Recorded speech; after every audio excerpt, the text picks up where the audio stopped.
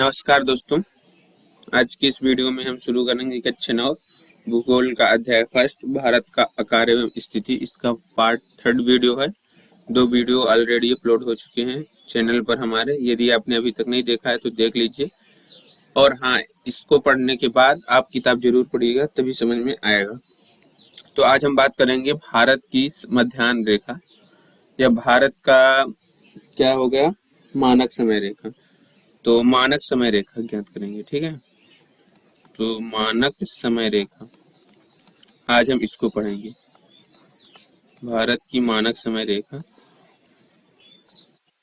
जैसे कल की वीडियो में हमने बताया था कि एक विश्व की मानक रेखा होती है ग्रीनविच रेखा या प्रधान मध्याह्न रेखा। ये लंदन शहर से गुजरती है। ये 0 डिग्री की देशांतर रेखा होती है। क्यों देशांतर रेखा क्यों होती है? क्योंकि देशांतर रेखा से ही हम समय का निर्धारण करते हैं और अक्षांश रेखा से हम जलवायु को निर्धारण करते हैं, ठीक है।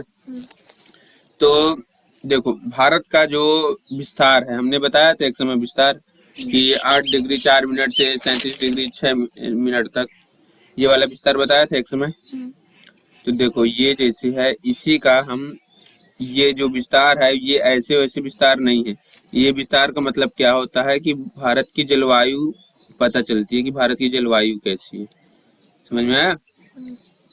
तो ये देखो, ये अक्षांशीय विस्तार है 37 डिग्री 6 मिनट और 8 डिग्री 4 मिनट। तो जैसे देखो, क्या बताया था कि 0 से 30 डिग्री के बीच में हमेशा गर्मी होती है, गर्म होता है। तो इसीलिए ये भारत किसमें 0 से 30 डिग्री के बीच में है, इसलिए भारत में गर्म होता है, गर्म क्षेत्र। और 30 डिग्री के ऊपर जाने पर थोड़ा ठंडा होने लगता है। तो 30 डिग्री के ऊपर, ये 30 के ऊपर जाएंगे 37-37 के लगभग, ये जम्मू कश्मीर आता है, तो इसलिए यहाँ ठंडा होता है। इसलिए दक्षिण भारत के लोग अधिकतर काले होते हैं, जम्मू कश्मीर के लोग अधिकतर गोरे होते हैं। क्यों? क्योंकि वो जलवायु निर्धारण होता है। अगर देखो, अब यहाँ से हम, यहाँ 68 डिग्री 7 मिनट हुआ और यहाँ 97 डिग्री 25 मिनट हुआ। तो अब ये इसका हमको समय का निर्धारण करना है। किसका निर्धारण करना है? समय का, ठीक। तो देखो क्या होता है कि 15 डिग्री में 1 घंटे का अंतर होता है समय में। कितने घंटे का होता है? 1 घंटे में। ये याद कर लेना कि अगर हम 15 डिग्री देशांतर चलेंगे तो 1 घंटे समय का अंतर होगा, ठीक है। तो यहाँ से ये बताओ, अगर यहाँ 68 है तो अगर यहाँ से इसको इससे घटाते हैं तो आता है कितना? 29 डिग्री। कितना आता है? 29 डिग्री लगभग। अगर हम इसको 97 को 68 से घटाते हैं तो लगभग कितना डिग्री आता है? 29 डिग्री। क्योंकि 17 में से 8 गए 9 आया और 8 में से 6 गए 2 आया, 29 डिग्री आया लगभग। तो देखो, 15 डिग्री में 1 घंटे का अंतर होता है। तो यह 29 डिग्री में कितने घंटे का अंतर होगा? 2 घंटे का होगा लगभग, क्योंकि 15 दूनी 30 होता है। एग्जैक्ट न होगा लगभग, ठीक है। 2 घंटे का होगा ना अंतर। तो ये बताओ, अगर यहाँ 4 बजे हैं तो यहाँ बजेंगे 6, अगर यहाँ बजे हैं 3 तो यहाँ बजेंगे 5, तो 2 घंटे का अंतर होगा। तो एक ही भारत में समय अलग अलग होगा कि नहीं होगा? अगर तुम यहाँ जाओगे तो अलग समय, यहाँ जाओगे तो अलग समय, यहाँ जाओगे अलग समय, यहाँ जाओगे अलग समय। तो इस समस्या से निपटने के लिए, कौन सी समस्या से निपटने के लिए? कि ये जो समय है, इस समस्या से निपटने के लिए कि ये गुजरात साइड 4 बजे हैं तो अरुणाचल साइड 6 बजे हैं। तो इस समस्या से निपटने के लिए एक रेखा बनाई गई जिसका नाम है मानक समय रेखा। क्या बनाई गई? मानक समय रेखा। तो ये इन दोनों के बीच से बनाई गई।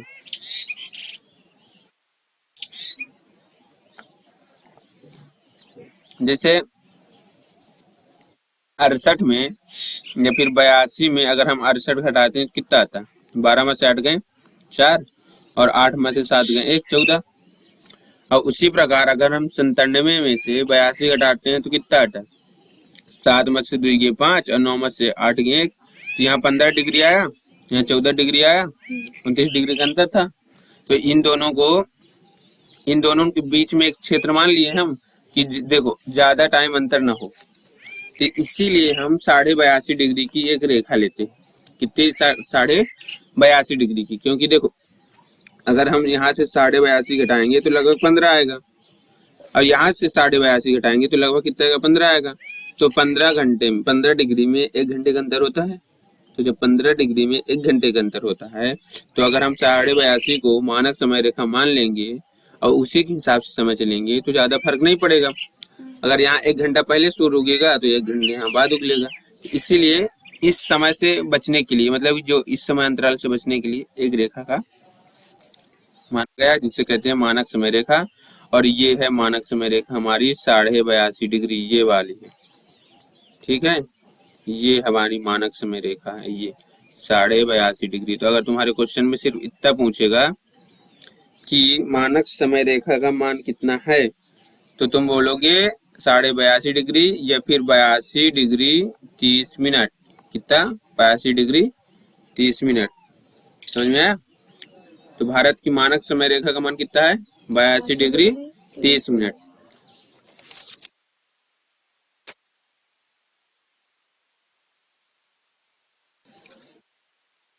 इतना समझ में आया ना मानक समय रेखा का निर्धारण क्यों किया गया?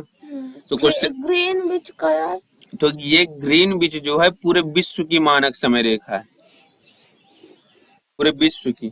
0 डिग्री में मान लिया गया है कि 0 डिग्री से हम निर्धारण करेंगे। अगर जिसका 0 डिग्री में मान है तो उसका समय 0 है। अगर हम इस साइड जाएंगे, पूर्व साइड जाएंगे, तो मान बढ़ेगा 15 डिग्री में 1 घंटे बढ़ेगा। अगर हम पश्चिम साइड जाएंगे तो 15 डिग्री में 1 घंटे घटेगा। तो समय का निर्धारण पूरे विश्व में करने के लिए ग्रीन विजन किया गया है, ठीक है। और भारत में समय का निर्धारण करने के लिए मानक समय रेखा की। तो जैसे यहाँ से कर्क रेखा जाती है, जैसे यहाँ कर्क रेखा जाती है, कर्क रेखा कितने राज्यों से होकर जाती है? कर्क रेखा 8 राज्यों से होकर जाती है। तो उसी प्रकार भारत की जो मानक समय रेखा है कितनी है? 82.5 डिग्री, ठीक है। या फिर इसको कर दो 82 डिग्री 30 मिनट, ठीक। तो ये कितने राज्यों से होकर जाती है? ये 5 राज्यों से होकर जाती है। कहाँ से? 5 राज्यों से होकर जाती है। कितने राज्यों से? 5 राज्यों से। शुरू कहाँ से होती है? प्रयागराज से, यानी कि इलाहाबाद से शुरू होती है मानक समय रेखा, ठीक है। तो ये प्रयागराज यानी कि इलाहाबाद से शुरू होती है। ये 5 राज्यों से होकर जाती है। जैसे वो 8 राज्यों से होकर जाती थी, ये 5 राज्यों से होकर जाती है। इन 5 राज्यों के नाम बताओ। तो पहला नाम है हमारा, क्या नाम होगा बताओ? उत्तर प्रदेश। और फिर मध्य प्रदेश। मध्य प्रदेश कैसे? छत्तीसगढ़। उत्तर प्रदेश, छत्तीसगढ़, उड़ीसा। तो देखो याद रख लेना अच्छे से, ये सब मोस्ट। अगर थोड़ा वीडियो देखो, वीडियो 3 या 4 पार्ट में बन सकता है, तो इसको घबराना मत। किताब में बहुत छोटा लिखा है और इसमें बहुत बड़े बताए हैं। तो अगर एक बार अच्छे से पढ़ लिए ना तो फिर जिंदगी भर नहीं भूलेगा। अगर बार थोड़ा थोड़ा देखते रहेंगे तब ये हमेशा काम आएगा, क्योंकि कंपटीशन पेपर में इसका जरूरी होता है, बहुत जरूरी है कंपटीशन पेपर में। तो ये 5 राज्यों से अगर गुजरती है तो पहले सोचो, सबसे ऊपर है क्या? यूपी लिख सकते हैं, उत्तर प्रदेश को। एमपी लिख सकते हैं, एमपी के जस्ट नीचे छत्तीसगढ़ है, और छत्तीसगढ़ के नीचे क्या है हमारा? उड़ीसा। क्या है? उड़ीसा। और उड़ीसा के नीचे है आंध्र प्रदेश, और ये आंध्र प्रदेश के बाद बंगाल की खाड़ी से होती हुई चली जाती है, ठीक है। 82.5 डिग्री की रेखा क्या हुआ? ये आंध्र प्रदेश। तो 5 राज्यों से अगर गुजरी तो भारत की कर्क रेखा 23.5 डिग्री होती है। मानक समय रेखा 82.5 डिग्री होती है। बस इतना याद रखना। ये 5 राज्यों से अगर गुजरती है, ये भी याद रख लेना। बस इसके अलावा और कुछ मोस्ट नहीं है। अब हम चलते हैं भारत का आकार एवं स्थिति की। भारत विश्व में क्या स्थान है? तो यहाँ से लिख सकते हो कि भारत, ये ब्लैक वाला ठीक कलर लग रहा है, चेंज करने लायक। भारत ये क्षेत्रफल में विश्व का 7वां बड़ा स्थान है। देखो ये लिख लो कि भारत विश्व में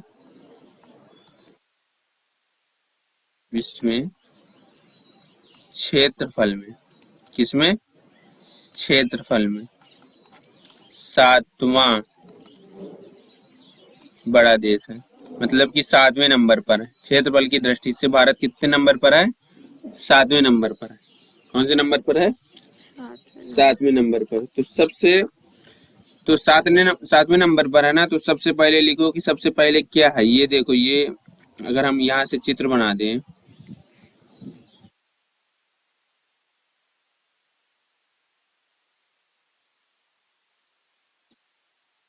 अगर यहाँ से हम चित्र बनाए ये, ठीक है, तो ये हुआ क्या, पहले नंबर पर क्या हुआ, रूस। ठीक, फिर रूस से छोटा क्या है, कनाडा। रूस से छोटा क्या है, रूस से छोटा क्या है, कनाडा। तो ये हुआ कनाडा। ठीक,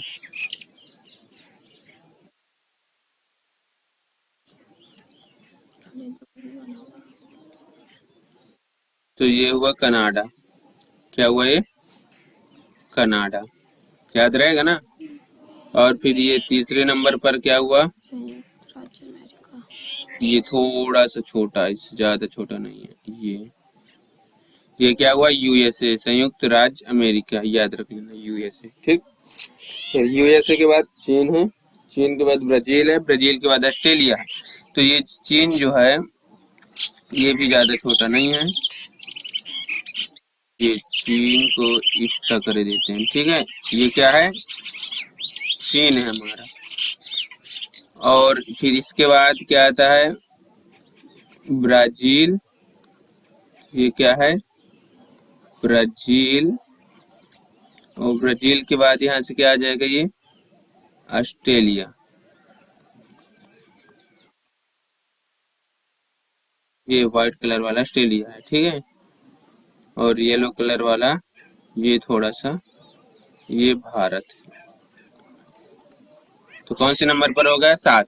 तो 1 2 3 4 5 6 7। तो याद हो जाएगा ना कि रूस, कनाडा, अमेरिका, चीन, ब्राजील, ऑस्ट्रेलिया और भारत।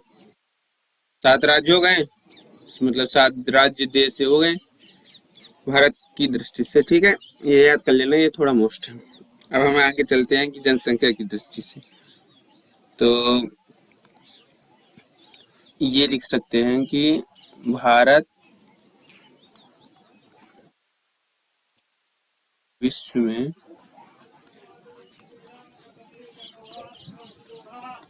जनसंख्या की दृष्टि से ये पहले नंबर पर। कौन से नंबर पर, चीन, पहले नंबर पर भारत हो चुका है। क्यों? भारत विश्व में जनसंख्या की दृष्टि से पहले नंबर पर है।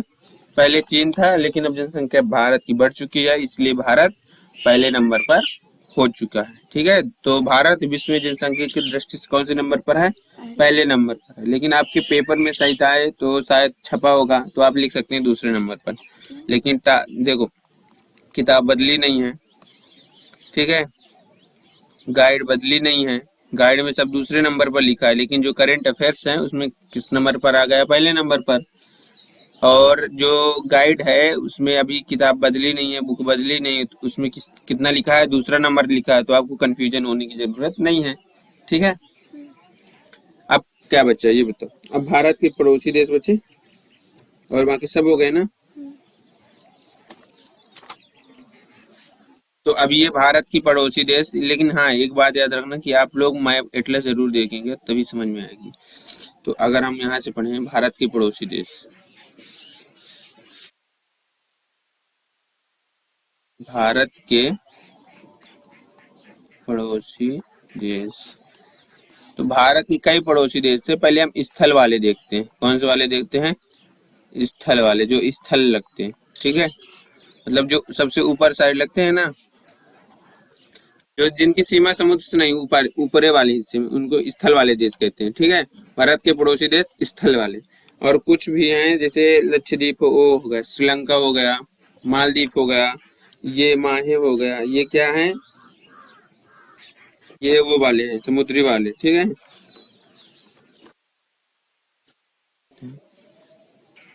तो देखो भारत के पड़ोसी देश स्थल वाले ज्ञात करना। ठीक है, तो पहले हम एक चित्र बना लेते हैं।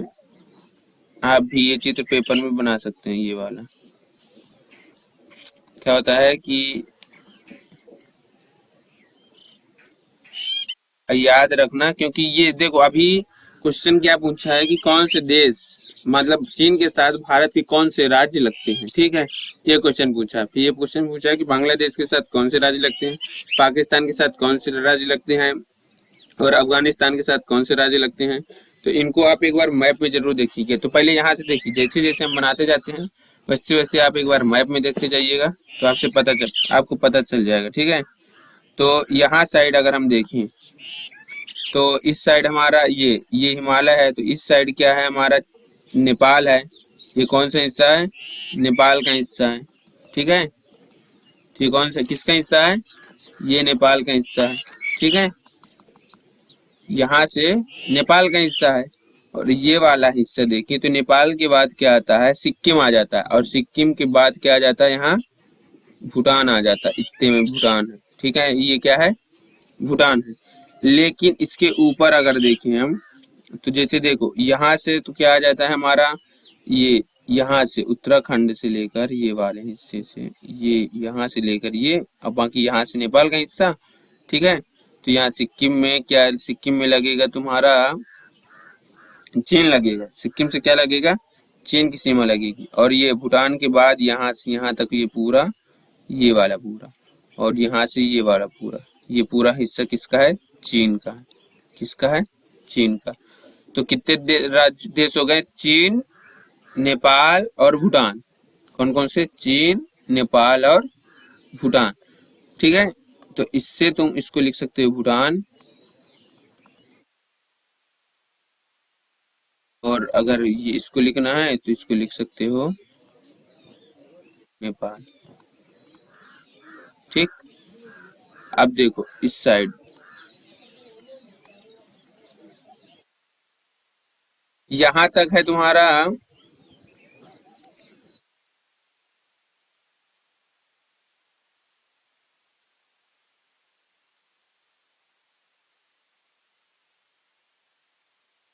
यहाँ तक है चीन, इस साइड बाकी मैप में देख लेना, ठीक है। इस साइड क्या है, चीन, इस तक है चीन, इस तक।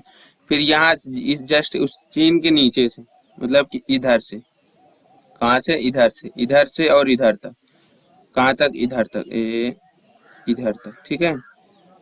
इधर इस वाले हिस्से में हमारा है, इस वाले हिस्से में क्या है, क्या है, म्यांमार। याद रहेगा थोड़ा थोड़ा कि क्या कौन कहाँ हिस्सा है, ठीक है, कौन कहाँ हिस्सा है, ठीक है। और ये वाले हिस्से में फिर यहाँ म्यांमार है, और यहाँ इसके बाद इस वाले हिस्से में यहाँ से लेकर, कहाँ से लेकर, यहाँ से लेकर यहाँ तक, ये देखो ये देश है, ठीक है। फिर इसके नीचे बंगाल की खाड़ी लग जाती है। तो ये यहाँ से लेकर यहाँ तक कौन सा देश है, बांग्लादेश। कौन सा देश है, बांग्लादेश, ठीक है। अगर इसमें अच्छे से समझ में नहीं आ रहा तो जैसे जैसे हम बताते जाते हैं, अगर मैप अगर किताब में लिखा है आपकी 5 बुक में 5 नंबर पेज में लिखा है, तो उसको खोल के रख लीजिए। और उसको खोलने के बाद जैसे जैसे हम बताते जाते हैं आप वहां से हाइलाइटर करके देखते जाइएगा कौन कौन से राज्य किससे लगते हैं, नेपाल से लगते हैं, कौन कौन से राज्य चीन से लगते हैं, कौन कौन से राज्य भूटान से लगते हैं, ठीक है। अब यहाँ से देखो इस साइड, अगर इस साइड देखेंगे तो ये वाला है गुजरात का हिस्सा। कौन सा हिस्सा है, गुजरात का हिस्सा। तो यहाँ से लेकर यहाँ से गुजरात के हिस्से से ये क्या हुआ, लद्दाख तक, ये हुआ लद्दाख ना, ये वाला। तो यहाँ तक क्या हुआ, पाकिस्तान। कौन सा राज्य हुआ, पाकिस्तान। चाहे पाकिस्तान को राज्य कह लो या देश कह लो, सब सेम, ठीक है।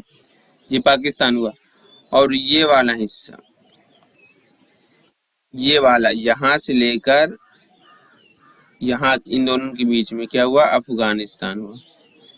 कौन सा देश हुआ, अफगानिस्तान, ठीक है, अफगानिस्तान हुआ इतना इतना तो समझ में आ गया होगा, ठीक। तो भारत के 7 पड़ोसी देश हैं स्थल में। कितने पड़ोसी देश हैं, 7। कौन कौन से, कौन कौन से, चीन, नेपाल, भूटान, म्यांमार, बांग्लादेश, पाकिस्तान और अफगानिस्तान। देखो लोकेशन क्लियर हो गई ना।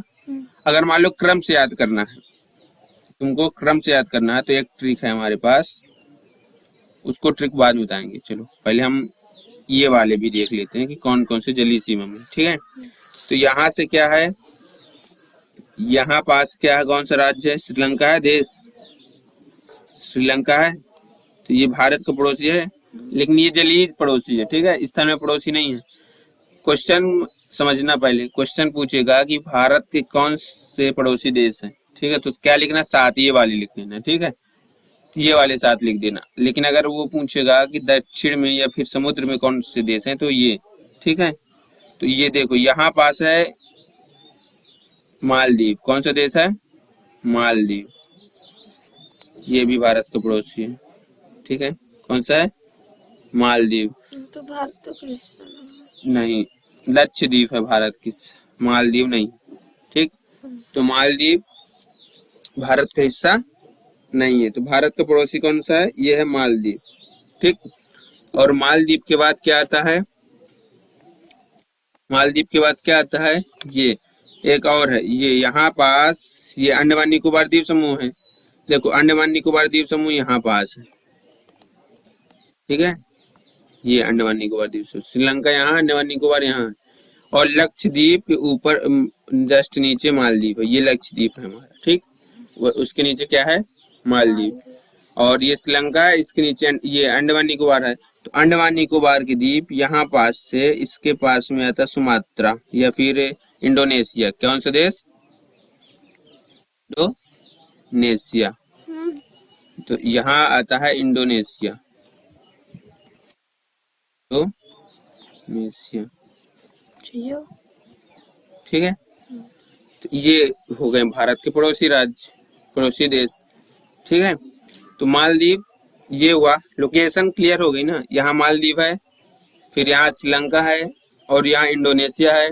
देखो मालदीव, अगर मालदीव की राजधानी लिखोगे तो मालदीव की राजधानी क्या है, माहे, माहे नहीं, और श्रीलंका की राजधानी है कोलंबो या श्री जयवर्धनम कुट्टा, पूरा कुट्टा, और इंडोनेशिया की राजधानी जकार्ता, ठीक।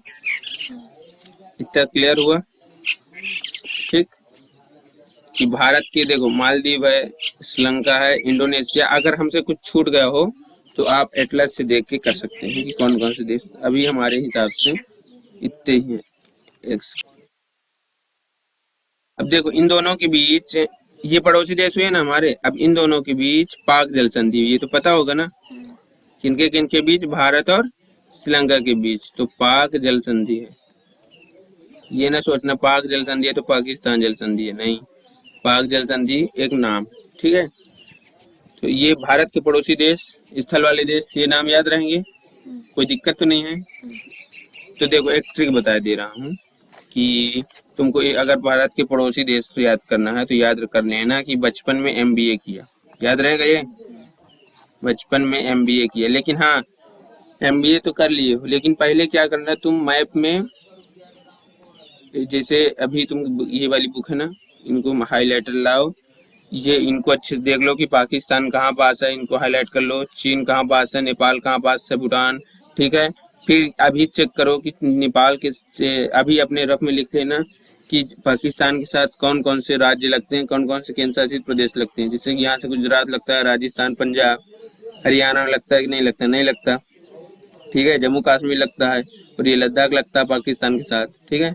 इनको हम कल बताएंगे, लेकिन तुम आज होमवर्क कर लेना, याद रहेगा तुमसे, क्योंकि ये देखो ये पेपर में तुम्हारे क्वेश्चन में आया, देखो क्या लिखा है कि ये लिखा है कि भारत में किन किन उन देशों के नाम बताइए जो, ये भारत में क्या लिखा है, ये लिखा है कि उत्तराखंड, उत्तर प्रदेश, बिहार, पश्चिम बंगाल और सिक्किम की सीमाएं किस देश को छूती हैं।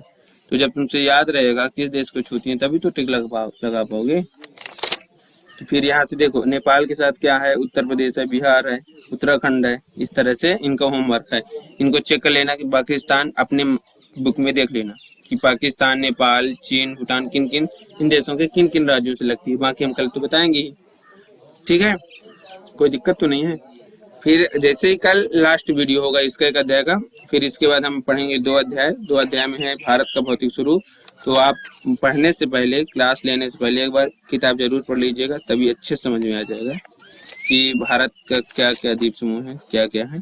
क्योंकि किताब अगर एक बार पढ़ लेंगे तो अच्छे समझ में आ जाता है, पढ़ने पता कर लो बस ये। पेज देखो बचपन में MBA किया, बचपन में MBA किया, तो देखो ये भी क्वेश्चन पूछ सकता है कि भारत की सीमा सबसे ज्यादा किस देश के साथ है। जैसे क्रम से है ना, जैसे देखो सबसे ज्यादा बांग्लादेश के साथ है, फिर चीन के साथ, फिर पाकिस्तान, फिर नेपाल, फिर म्यांमार, फिर भूटान, फिर अफगानिस्तान। तो ये फिर पूछ सकता है कि भारत की सीमा किस देश के साथ सबसे ज्यादा है, पूछ सकता है ना। और तो यही क्रम है, अगर तुम इसको क्रम को याद कर लिए तो फिर कोई टेंशन ही नहीं है। ये वाला जो क्रम है, बचपन में MBA किया तो MA को काट देना, किया को काट देना, तो 7 हो गए, 1 2 3 4 5 6 7, और यही क्रम से सबसे ज्यादा छूती है, तो सबसे ज्यादा छूती है बांग्लादेश के साथ, तो बच से क्या हो गया, बांग्लादेश हो गया। से क्या हो गया, चीन हो गया। पास से क्या हो गया, पाकिस्तान हो गया। ना से क्या हो गया, नेपाल हो गया। बैटरी लो हो गई, नेपाल हो गया। यम से होगा म्यांमार हो गया, और बी से जल्दी जल्दी बता देते हैं, भूटान हो गया, और ए से हो गया हमारा अफगानिस्तान हो गया। ठीक है, तो चलिए हम मिलेंगे नेक्स्ट वीडियो में, तब तक के लिए जय हिंद जय भारत। हंसते रहिए, खाते रहिए, मुस्कुराते रहिए, सब्सक्राइब कर